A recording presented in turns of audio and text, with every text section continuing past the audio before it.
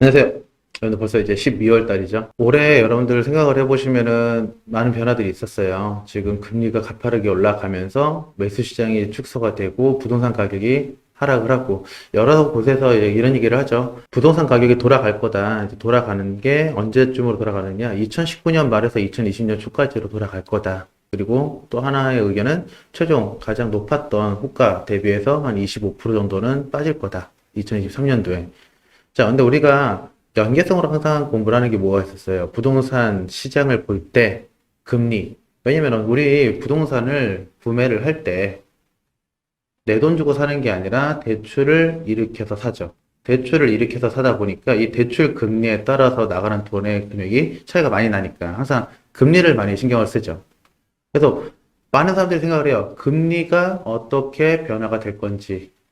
그거랑 그 다음에 내년에 분양이 또 어떻게 변할 건지. 분양이 많아지게 되면 공급이 늘어나니까 부동산 가격이 떨어질 수가 있는 거거든요. 그래서 우리가 보면은 이렇게 봐야 돼요. 수요하고 공급 곡선을 보여야 된다 그랬잖아요. 미분양, 즉 공급이 많아지느냐, 또 수요, 대출 금리가 수요를 자극할 수 있느냐. 이렇게 수요와 공급으로 이제 부동산을 접근을 하셔야 되는데 지금 제가 봤을 때 우리나라 둘 다 조금 어려운 상황이 된 거죠. 내년도는 더 어려워질 수밖에 없는 상황. 자, 왜냐면은 지금 우리나라 금리 올라가고 있는 상태예요. 지난주 11월 24일 날 우리나라 금리 발표했었죠. 그리고 미국도 금리 발표했었고, 그래서 금리 발표할 때마다 계속 올라가고 있죠. 자, 그러면 이제 예측을 해봐야죠. 어디까지 올라갈 거냐. 앞에서 제가 영상에서도 얘기했는데요. 어제 봤을 때 미국은 5%까지는 올라갈 거다라고 말씀을 드렸어요. 5%가 될 수도 있고, 언저리가 될 수도 있겠지만, 지금은 4%예요. 한 번 더 올라간다. 이 얘기예요. 자, 보시면은 지금 제가 네이버에다가 기준금리 검색을 했더니 11월 3일 날 미국은 4% 잡았고 우리는 11월 24일 날 3.25% 상승을 했었죠. 자, 다시 그러면은 미국 금리를 보면은 12월 15일 날 이제 발표가 준비가 되고 있는 상태예요. 12월 15일 날 금리 발표를 할 거고 지금이 12월 2일이니까 여러분들 이 영상은 뭐 주말에 보게 돼 있는데요. 주말 지나서 다다음 주쯤 되면은 또 금리 인상 한 번 더 발표를 하겠죠. 자, 그러면 얘네가 어떻게 이야기를 하고 있는지 또 한번 가볼게요. 미국 연방공개시장위원회에 들어가 보면은 여기 또 뉴스가 나왔어요. 11월 23일 날 나온 뉴스인데요. 이게 무슨 뉴스냐면요. 11월 초에 이제 금리 발표했을 때 연방위원들이 모여서 이제 금리 발표했을 때 이제 회의를 했을 거 아니에요. 그때 이제 회의록이 나와 있어요.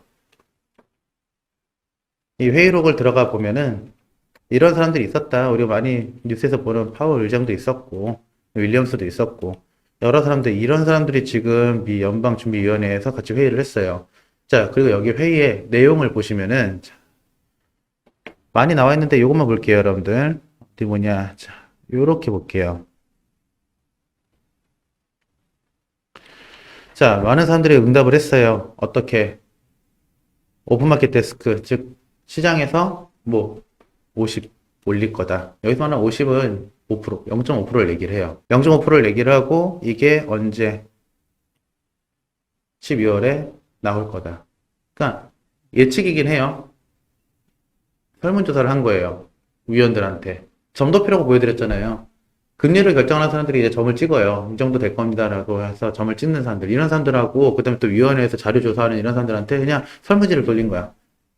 기자들이 어떨 것 같아요? 어떨 것 같아요? 이런 식으로 얘기하고 여기서도 이제 회의록을 작성을 하면서 나왔던 얘기가 어떤 식으로 나왔어요? 자, 50 더 올라갈 것 같습니다. 그거를 12월에 얘기할 것 같습니다. 그러면은 미국 금리가 어떻게 되는 거예요? 4.5가 되는 거죠. 그렇죠? 12월 15일 날 발표를 할 때 지금 여기서 4.5를 예측을 한 거죠. 그러면 우리나라도 같이 올라가야겠죠. 자, 우리는 생각을 해야 돼요, 여러분들. 기준금리가 있고요. 기준금리가 있는 상태에서 주택담보대출이나 신용대출 같은 경우는 이 기준금리에다가 은행권 금리들, 가상금리라고 그래서 금리를 좀 올리는 게 있어요. 여기서 올라가는 이유는 약간 좀 안정성을 위해서. 금리가 변동됐을 때 그걸 한번 바로바로 따라갈 수가 없으니까 약간의 안정성을 위해서 또 신용에 관련된 등급 변화에 대해서 이런 쪽 가산 그리고 또 수익에 대해서 붙이는 것들이 있어요. 근데 보통 주택담보대출 같은 경우는 한 2% 조금 넘게 붙인다고 생각을 하시면 돼요. 그러니까 지금 3.25 정도 되어 있잖아요. 그럼 주택담보대출 하는 5%, 5.5 정도 생각을 하시면 돼요. 한 2% 정도 차이가 나요. 주택담보대출 금리는 한 5% 정도까지 생각을 하시면 돼요. 평균 보시면 이렇게 나와 있죠. 뭐 은행이 아닌 KB뱅크 이런 것들은 좀 싸요. 근데 지금 보면은 3.25에서 한 2% 정도 올린 금액이 지금 주택담보대출 금리고 이것도 신용점수 높은 사람들 기준으로 보시면 돼요. 그래서 아파트 담보대출 해가지고 지금 뭐 싼 거는 아직도 싸요. 근데 미국이 한번 올리죠. 한국도 올라가겠죠. 안 올라가면 안 되죠. 왜 안 올라가면 안 돼요? 미국의 금리가 높아. 미국의 시장이 더 좋아. 그러면 외국 자본들은 어디로 가요? 미국으로 빠진단 말이야. 그거 붙잡아 두려면 어느 정도 올려놔야 돼요. 방어를 해놔야겠죠. 그래서 우리나라도 올라가긴 할 건데, 이 올라갈 때 여러분들은 뭘 생각해야 돼요? 기준금리가 올라간다? 안 와닿아? 왜 와닿지 않아요? 어차피 내가 내는 대출금리는 따로 있는 거니까. 근데 기준금리에서 한 2% 정도를 올려서 계산을 하시고, 신용도에 따라서 내가 좀 신용이 낮다. C등급 정도 되면은 여기서 0.25, 2등급 되면은 0.5 계속 올리시면 돼요. 그래서 여러분들이 계산을 하셔야 돼요.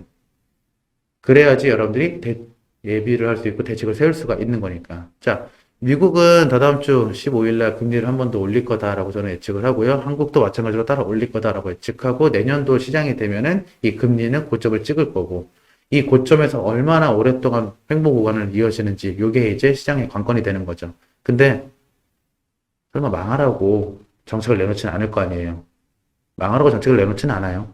그래서 제가 봤을 때는 내년도 중순, 다시 얘기해서 한 5월, 6월 정도 되면은 안정권에 들어와서 행보권을 시작을 할 것 같고, 내년도 하반기쯤 되면 다시 내려가지 않을까. 빨리 올린 건 빨리 내려요. 우리 지금 아파트 부동산 시장도 그러잖아요. 빨리 올라갔으니까 빨리 내리는 거죠. 빨리 올라가서 빨리 내리는 건데, 뭐, 그쵸? 조금 이 시기만 잘 버티면 될 것 같다. 라고 생각을 드려요. 자, 자료들은 여러분들 항상 여기 FOMC에 가면은 뉴스 이벤트에서 기자단에 공개되는 뉴스. 제가 오늘 본 거는 11월 23일 날 나왔던 회의록. 요걸로 말씀을 드렸어요. 미국 금리가 올라갈 거다. 자, 다음 시간에는 여러분들, 아까 부동산 시장의 가격을 결정하는 이유가 두 가지가 있다고 했잖아요. 하나는 대출 금리, 그리고 하나는 분양. 분양이 많아지면은 공급이 많으니까 가격이 내려갈 수밖에 없는 거. 근데 왜 건설사들은 분양을 하는지, 왜 이 시기에 자꾸 건설사들은 건물을 지어내는지, 요거를 이제 다음 시간에 다시 한번 설명을 드릴게요. 자, 오늘은 여기까지. 감사합니다.